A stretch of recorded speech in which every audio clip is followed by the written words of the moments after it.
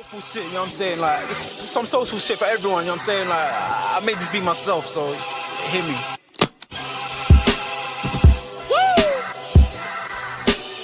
I mean, like, we can put all that clown shit away. There's some real shit for you. I'm spazzing right now, so listen, let's go. Yeah.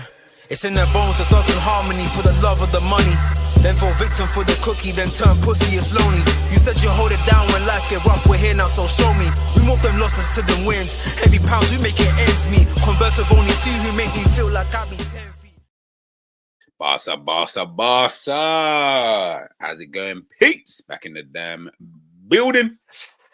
Beautiful Sunday, man. It's a beautiful Sunday. Very chilled Sunday. Do you know what I mean, man? I hope everyone is doing blessed. Guys, make sure, of course, as always, you are smashing that like button, sharing, and subscribing to the damn channel. So, we're here. Match reaction time. Barcelona 4-1 victors against Girona, man. Listen, we're staying the course at this current moment in time. Top of the league. You know, we're not Atletico Madrid. You know, not getting a victory. We're not Real Madrid, struggling and all that. Do you know what I mean? Like we're trying to just do our thing. And obviously there was a bit of rotation as well in the squad. There was a bit of rotation in the squad. Obviously, we'll take a look at the lineup and everything like that. Obviously, Lewandowski getting himself 2 goals. Lamine Yamal, obviously it was a free kick, but they gave it as an own goal. And Ferran Torres, the shark, coming off the bench to get his customary goal, and Dan Juma did actually get one for the away team. And at that time, to be fair, when he did score that goal, I did think, oi, do you know what I mean? You got to be easy. Got to be very, very easy in games like this, man. You need to understand that, you know, in games and battles like this, yeah, it can start going a bit left for you. It can definitely start going a bit left. But yeah, as you can see, look, Barca, I felt like they were, as an overall, I felt like they were, you know, kind of in control of the game, to be honest with you. But there were moments, and it was one of those things that I kept saying, you know, as I'm watching the game, I kept thinking, Barca, man, this, just like for the goal that Dan Juma scored, they were getting just like against Osasuna as well. It was, you're getting in behind. Now, what you do after that is obviously equally as important, but it's the fact that you're getting in behind. It's the fact that you're finding spaces, you know, and they were starting to hurt down our right-hand side at one point in that second half. And it was like, are they gonna, you know what I mean? Like Dan Juma, he's getting a bit of joy. He's on the halfway line. Outside of Balde, Araujo, maybe Kunde, like all of them, maybe they'll give him like a good race, but do you know what I mean? He's quick. He is quick. Do you know what I'm trying to say? And if he gets that head start on you, you're not beating him. I don't trust the back line. Maybe Balde might be the only one I would say, even if he had a head start, he might still be able to catch him. The rest, I'm like, I don't know. I don't think you catch him, man. Like, Dan Juma's quick, man. And, you know, they were popping it around, you know, in the midfield. They were pressing at times, and they were trying to close Barcelona down. And listen, at times, it just looked like, if they get it right, this could be problematic. Do you get what I'm trying to say? They had the opportunity, they had an opportunity in that first half, you know, as well to score. So it was like, just got, like I say, you just got to be careful, you know, with these kind of things. But listen, ultimately, Barcelona, after the third kind of goal went in, it was like, okay, third, then fourth. And, you know, it was just really just a matter of time, really and truly, kind of thing. And I thought maybe it could have potentially even have been 6. If I'm being totally honest with you. But listen, 4-1 is absolutely fine. This isn't the ratings by the end of the game. I just took the screenshot when the lineups came out. As I said, look, started with Kunde, Araujo, Martinez, and Martin in at left back for Balde.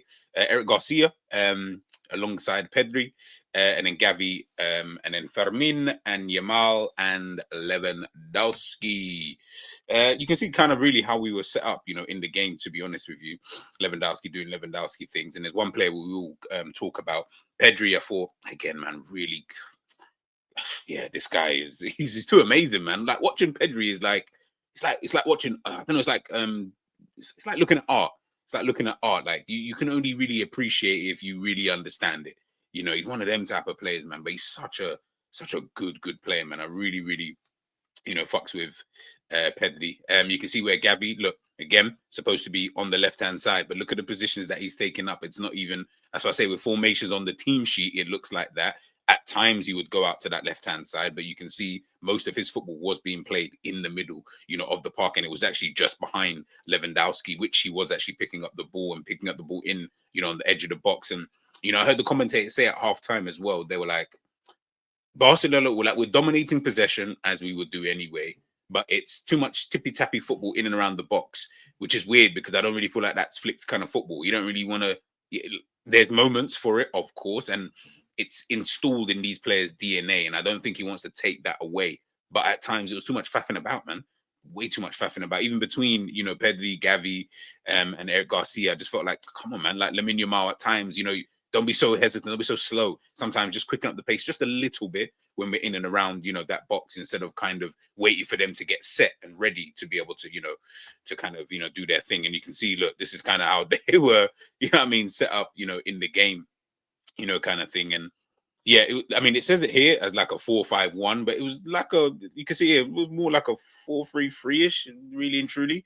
To be honest with you, obviously Danjuma, Asperilla, he's another good little young talent that they've obviously, got in there. Arthur Melo, Liverpool fans, we will remember him, and obviously Gutierrez, MG, on that left-hand side, Daley Blind in there as well. Gazzaniga made a very, very good save in that first half for them. But yeah, I felt like it was I don't know. It felt like they would have been somewhat calm with that first half performance, because I felt like they were frustrating Barcelona more than anything else.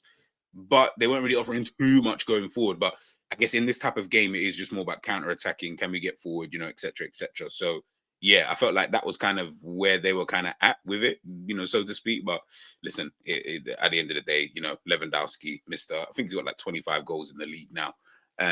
He's this guy's what, 36 years of age, and he's still scoring goals like he was if he was still 27, 28 years of age.